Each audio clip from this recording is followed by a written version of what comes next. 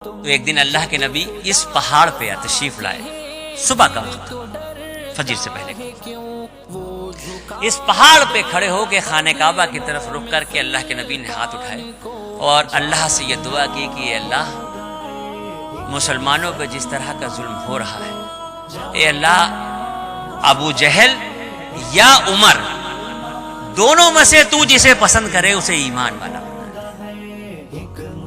अबू जहल या खत्ताब के बेटे उमर, दोनों में से तू जिसे पसंद करे ईमान वाला बना। ये दुआ आप सल्लल्लाहु अलैहि वसल्लम मांग रहे थे। ये दुआ मुकम्मल की ही थी आपने कि अबू जहल कहीं से आ गया वहां पे। अबू जहल जो दुश्मन खुदा था, दुश्मन दीन खुदा था, दुश्मन रसूल खुदा था, जिसके सीने में नफरत का काला धुआं भरा था, जिसके सांसों में सांपों की फुनकार थी, अल्लाह के नबी को तन्हा देख के आपा खो बैठा। पहले तो उसने अपनी जबान से अल्लाह के नबी को बुरा भला कहना शुरू किया, और जब उससे भी उसके दिल की आग ठंडी ना हुई तो उसने सफा की पहाड़ी से एक नुकीला पत्थर लेके अल्लाह के नबी के माथे पे जोर से मार दिया, और आप सल्लल्लाहु अलैहि वसल्लम के माथे से खून का एक फव्वारा निकल पड़ा।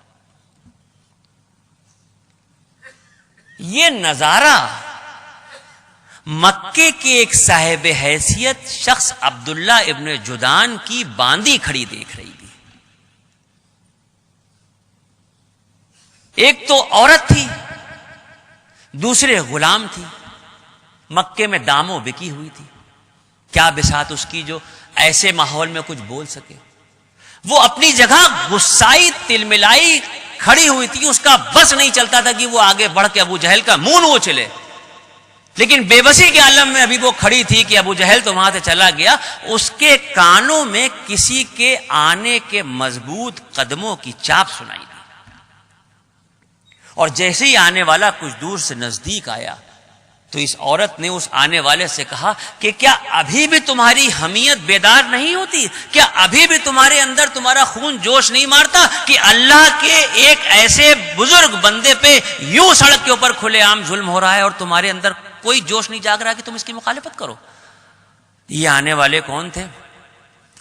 ये आने वाले हजरत अमीर हमजा थे। के बाद उस तरफ गए बनु मखदूम की टोली में, जहां अबू जहल अपने साथियों के साथ बैठा था। वहां जाने के बाद अपने कंधे से उन्होंने तरकश उतारा और पूरी कुव्वत से अबू जहल के माथे पे मारा, ये कहते हुए कि ये न समझना कि मैंने खानदानी हमीयत में तुझे पीटा है, ये न समझना कि तूने मेरे भतीजे को चोट पहुंचाई है तो मैंने तुझे पीटा है। कान खोल के सुन ले कि मैं यहां से सीधे अपने भतीजे के पास जा रहा हूं और अभी और इसी वक्त उनके दस्ते हक परस्त पर इस्लाम कबूल करूंगा।